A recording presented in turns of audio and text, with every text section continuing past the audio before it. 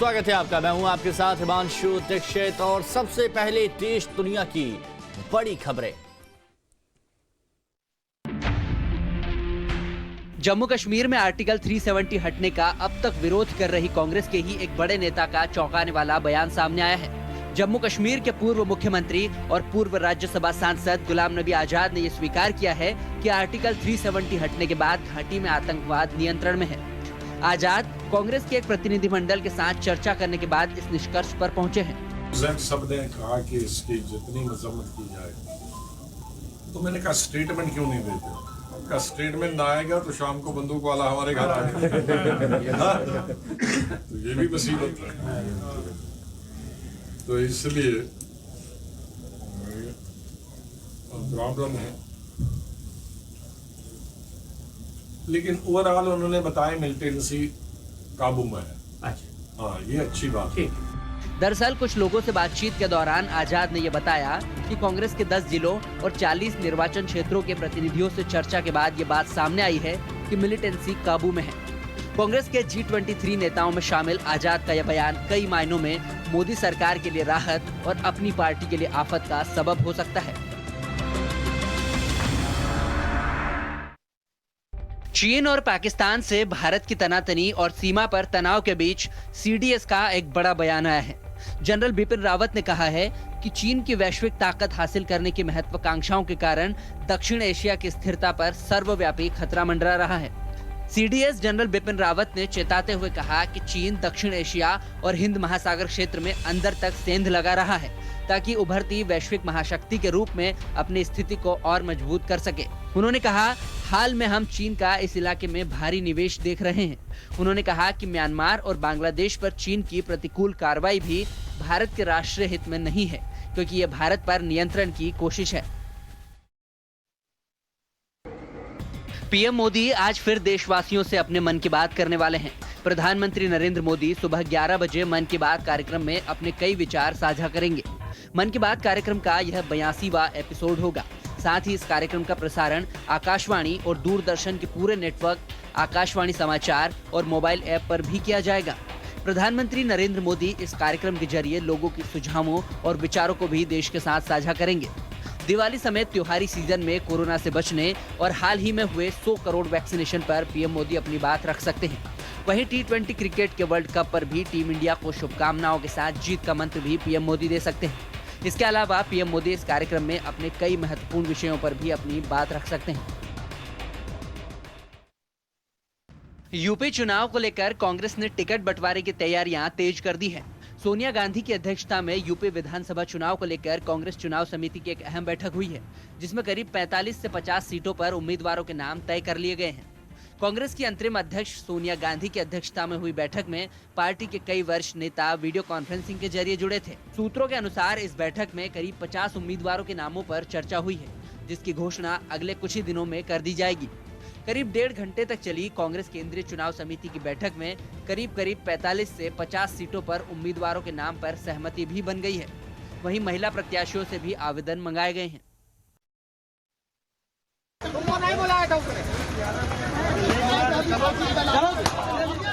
UP में चुनावी वैतरणी पार कर सत्ता का सुख लेने की कोशिशों में जुटी समाजवादी पार्टी के नेता ही आपस में भिड़ने लगे हैं। हरदोई के कछोना कस्बे में एसपी के स्वागत और जनसंवाद कार्यक्रम में समाजवादी महिला सभा की राष्ट्रीय अध्यक्ष जूही सिंह के सामने ही प्रदेश के सचिव और जिलाध्यक्ष सम्मान को लेकर आपस में भिड़ गए। दोनों के बीच जमकर गाली गलौज हुई। हालात बिगड़ते देख जूही सिंह कार्यक्रम छोड़कर ही चली गईं।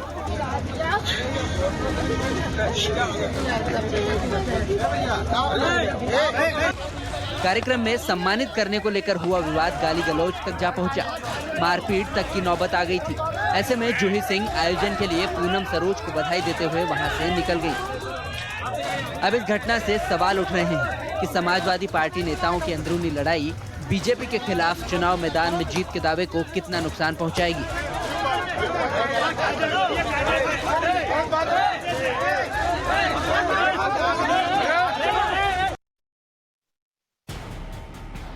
संसद भवन का फर्जी एंट्री पास बनाने का एक मामला सामने आया है। बिहार सरकार के मंत्री जनक राम के 2 सचिव समेत 3 लोगों को इस मामले में गिरफ्तार किया गया है। दरअसल गोपालगंज के सांसद डॉक्टर आलोक कुमार सुमन ने शिकायत की थी कि कुछ लोगों ने संसद भवन में जाने के लिए फर्जी एंट्री पास बनवाया है, जिसके खिलाफ कार्रवाई की जाए। ऐसे में बिहार सरकार के मंत्री जनक राम के दोनों निजी सचिव बबलू और ज्योति समेत 3 लोगों को गिरफ्तार किया गया है। जेडीयू के राष्ट्रीय कोषाध्यक्ष डॉक्टर आलोक कुमार की शिकायत पर यह कार्रवाई की गई है।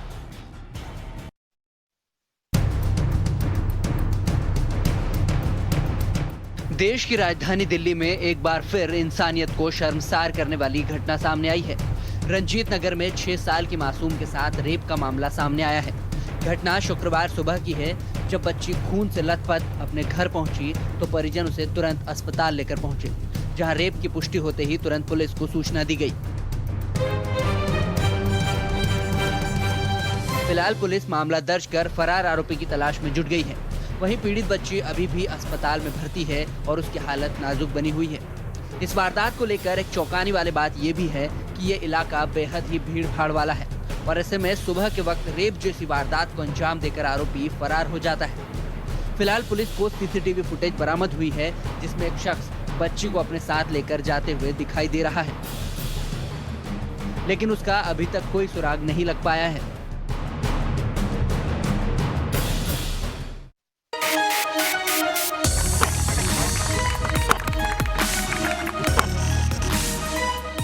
T20 क्रिकेट के महाकुंभ में आज सबसे हाई वोल्टेज मुकाबला होने वाला है। दुबई इंटरनेशनल स्टेडियम में आज भारत और पाकिस्तान का आमना सामना होगा। दोनों ही टीमें आज से T20 वर्ल्ड कप में शाम 7:30 बजे शुरू होने वाले मैच से अपने अभियान का आगाज करेंगी। सबसे दिलचस्प बात यह है कि भारत विश्व कप में पाकिस्तान से कभी नहीं हारा है। इस रिकॉर्ड को कैप्टन कोहली भी बरकरार रखना चाहेंगे। टीम इंडिया ने अपने दोनों ही अभ्यास मैच जीते हैं। ऐसे में शानदार फॉर्म में नजर आ रहे बल्लेबाज और गेंदबाज मैच का रुख भारत की ओर मोड़ने का मादा रखते हैं। इस हाई वोल्टेज मुकाबले को लेकर सट्टा बाजार भी गर्म है। भारत पाक मैच पर करीब 1000 करोड़ रुपए का सट्टा लगाने की बात सामने आई है। हर एक बॉल, ओवर, विकेट और हर एक शॉट पर बुकीज ने दाव लगाया है। सट्टा बाजार में टीम इंडिया फेवरेट बनी हुई है।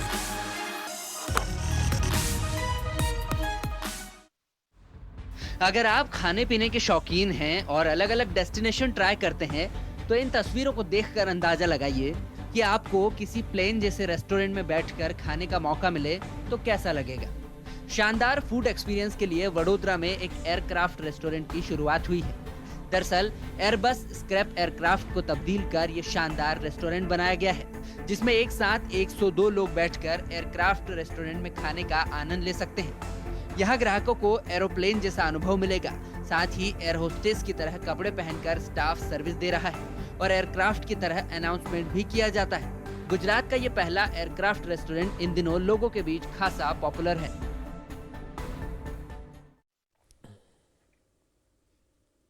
और अब हम आपको वो खबरें दिखाते हैं जो आपके काम की हैं।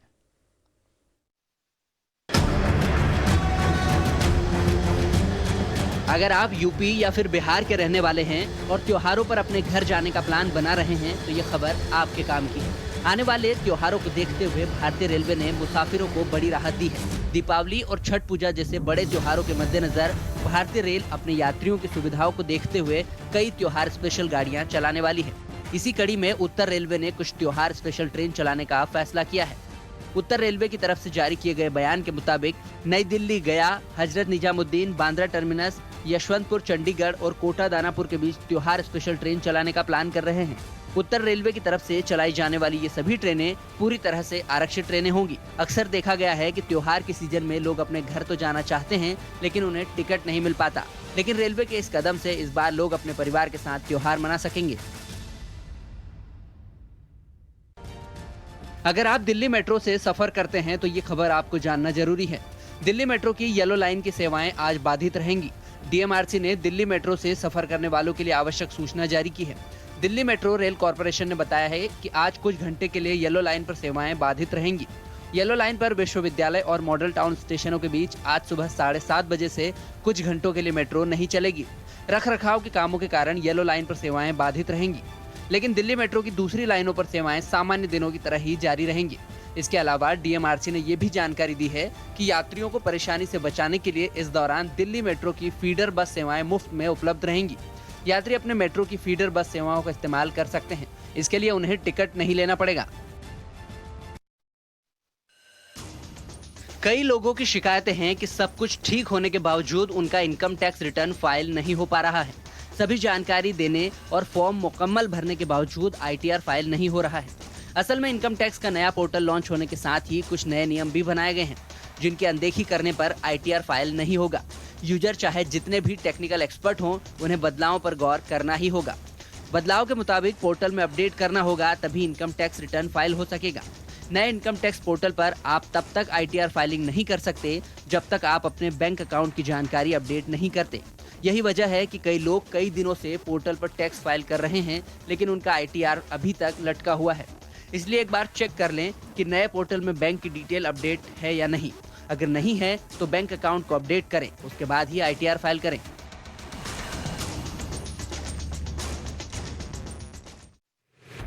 अगर आप गरीब कल्याण योजना का लाभ ले रहे हैं तो आपके लिए खुशखबरी है। प्रधानमंत्री गरीब कल्याण पैकेज में सरकार ने एक और बड़ी सुविधा दे दी है। प्रधानमंत्री गरीब कल्याण पैकेज के तहत जो बीमा योजना का लाभ ले रहे हैं, उन्हें अब और ज्यादा फायदा मिलेगा। कोविड के दौरान देश की जनता को इलाज के लिए वंचित न होना पड़े, इसे देखते हुए सरकार ने प्रधानमंत्री गरीब कल्याण पैकेज का ऐलान किया था। कोविड महामारी के असर को देखते हुए सरकार ने इसकी मियाद को बढ़ाने का भी फैसला लिया है। नए ऐलान के मुताबिक सरकार ने PM गरीब कल्याण योजना को 180 दिन के लिए बढ़ा दिया है। बीमा पॉलिसी की मौजूदा अवधि अब 20 अक्टूबर को खत्म हो गई है, लेकिन सरकार ने लोगों की मांग को देखते हुए इसकी अवधि आगे 180 दिन के लिए बढ़ा दी है। अब 6 महीने के अतिरिक्त बीमा पॉलिसी का लाभ लिया जा सकेगा। एक रिपोर्ट के मुताबिक सरकार ने प्रधानमंत्री गरीब कल्याण पैकेज के तहत अब तक 1351 बीमा से जुड़े क्लेम का निपटारा किया है।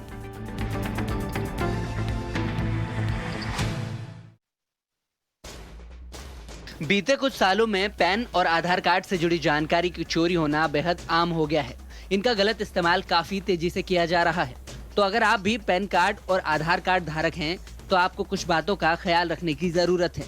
आप अपने पैन कार्ड और आधार कार्ड की निजी जानकारी को किसी भी अनजान शख्स के साथ शेयर ना करें, यह खतरनाक हो सकता है। इसके अलावा ये भी ध्यान रखें कि आप अपने सभी अहम डॉक्यूमेंट्स की अहम जानकारी किसी के साथ भी शेयर न करें। जब भी आप कहीं फोटोकॉपी कराने जाएं, तो इस बात का ख्याल रखें कि आप अपना कोई भी अहम दस्तावेज दुकान पर छोड़कर ना आएं। वहां से सभी डॉक्यूमेंट्स वापस ले आएं, क्योंकि अगर आपका पैन कार्ड और आधार कार्ड किसी गलत हाथ में लग जाता है तो आपके दस्तावेज का गलत इस्तेमाल हो सकता है। यह भी ध्यान रखें कि अगर आपके पास सिबिल के आंकड़ों की गलत एंट्री हुई है तो उसकी तुरंत शिकायत करें। साथ ही समय समय पर अपना सिबिल भी चेक करते रहें। केंद्रीय गृह मंत्री अमित शाह का मिशन कश्मीर जारी। आज अमित शाह के दौरे का दूसरा दिन है और आज गृह मंत्री अमित शाह जम्मू जाएंगे, जहां अमित शाह बीजेपी कार्यकर्ताओं से बात करेंगे, मिलेंगे और आज एक जनसभा को भी संबोधित करेंगे। इससे पहले कल अमित शाह ने पाकिस्तान को सीधी चेतावनी दी। उन्होंने कहा घाटी की शांति भंग करने वालों को छोड़ेंगे नहीं, तो घाटी की अगर शांति भंग की जाएगी तो घाटी की शांति भंग करने वालों को छोड़ा नहीं जाएगा। बहुत अहम है ये केंद्रीय गृह मंत्री अमित शाह का दौरा, क्योंकि हमने देखा कि किस तरह से आतंकियों ने एक नया तरीका ईजाद किया है। टारगेट किलिंग अब वो कर रहे हैं, ड्रोन्स का इस्तेमाल ज़्यादा कर रहे हैं। तो एक अहम रणनीति बनाने के लिए केंद्रीय गृह मंत्री अमित शाह जम्मू कश्मीर पहुंचे। प्रदीप दत्ता हमारे साथ जुड़े हुए हैं। प्रदीप, आज दूसरा दिन है गृह मंत्री अमित शाह के दौरे का और आज दूसरा दिन क्या खास रहेगा?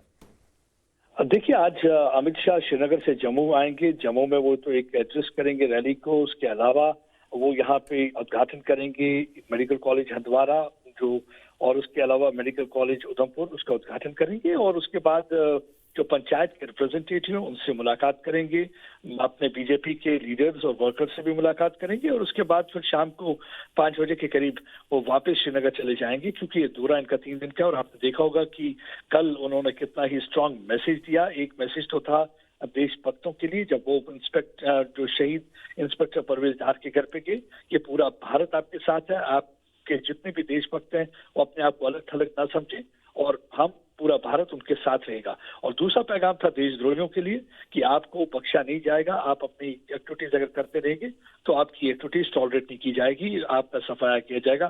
तीसरा पैगाम था, जो अगर तीसरे डी की बात करें तो डिलिमिटेशन, जैसे कहते हैं रीड्रॉइंग ऑफ पॉलिटिकल लाइंस यहाँ पे, तो डिलिमिटेशन प्रोसेस के बाद ही यहाँ पे इलेक्शन होगी। उसके बारे में जिक्र किया और डायनेस्टी को भी एक इम्पोर्टेंट पैगाम दिया कि आप भी जो वातावरण क्रिएट करने की कोशिश कर रहे हैं ना करिए, ऐसी चीजें टॉलरेट नहीं की जाएंगी, क्योंकि आप ही की वजह से ये पिछले अगर कुछ सालों में हालात खराब रहे हैं तो ये आप ही के दौरान हुए हैं। तो ये और ओवरऑल उन्होंने सुरक्षा की समीक्षा भी ली, तो जिसमें उन्होंने सुरक्षा कर्मियों से भी कहा जो सीनियर ऑफिसर प्रदीप, थे। सुरक्षा बलों का ऐसा- मोराल कितना बूस्ट हुआ होगा, क्योंकि हम देख रहे हैं कि हमारे सुरक्षा बल, हमारे जवान कई दिनों से आतंकियों से लोहा ले रहे हैं, आतंकियों से लड़ाई कर रहे हैं, ढूंढा जा रहा है, और दूसरी तरफ आतंकी भी लगातार फायरिंग करते जा रहे हैं, कुछ लोगों की हत्या भी हुई, हमारे कुछ जवान भी शहीद हुए। और ऐसे में गृह मंत्री जब वहां पर पहुंचते हैं और वहां बातचीत होती है तो कितना मोरल बूस्ट होता है यहाँ पर हमारे जवानों का। बिल्कुल मोराल बूस्ट होता है, खाली हमारे सुरक्षा बल के जवानों का नहीं, लोगों का भी। पिछले दिनों से आप देखिए कि काफी एक डर का माहौल क्रिएट करने की कोशिश हो रही थी, जिस तरीके से एक सिविलियंस की किलिंग हो रही थी, माइनॉरिटी कम्युनिटी मेंबर्स को टारगेट किया जा रहा था, गैर कश्मीरियों को टारगेट किया जा रहा था, तो एक मनोबल गिराने की कोशिश थी, उनको एक डर का माहौल पैदा और करना ये जरूरी भी था, ताकि एक ये बार- बहुत जरूरी भी था जो यहाँ पर केंद्रीय गृह मंत्री अमित शाह ने किया है। आप हमारे साथ बने रहे हैं, दोबारा हम आपसे जुड़ेंगे। एक और बड़ी खबर, जम्मू कश्मीर से आर्टिकल 370 हटने का अब तक विरोध किया जा रहा था, कांग्रेस के ही बड़े नेता विरोध कर रहे थे। अब बड़े नेताओं का एक बड़ा बयान सामने आया है। जम्मू कश्मीर के पूर्व मुख्यमंत्री हैं गुलाम नबी आजाद, और उन्होंने माना है कि आर्टिकल 370 हटने के बाद घाटी में आतंकवाद नियंत्रण में है। आजाद ने कांग्रेस के एक प्रतिनिधिमंडल के साथ चर्चा के दौरान यह बात कही। सब ने कहा कि इसकी जितनी मजम्मत की जाए, तो मैंने कहा स्टेटमेंट क्यों नहीं देते? का स्टेटमेंट ना आएगा तो शाम को बंदूक वाला हमारे घर आएगा। तो ये भी मुसीबत है। तो इसलिए प्रॉब्लम है, लेकिन ओवरऑल उन्होंने बताया मिलिटेंसी काबू में है। अच्छा, हाँ, ये अच्छी बात है। ठीक। प्रदीप बने हुए हमारे सहयोगी हमारे साथ। प्रदीप, मन की बात जुबान पे आ ही जाती है, और गुलाम नबी आजाद के साथ भी ऐसा ही हो रहा है क्या? बिल्कुल आप सही कह रहे हैं। देखिए, कैमरा के सामने अगर बात करें तो ये कुछ और बोलते हैं, और विदाउट कैमरा देखिए इनका जवाब क्या होता है।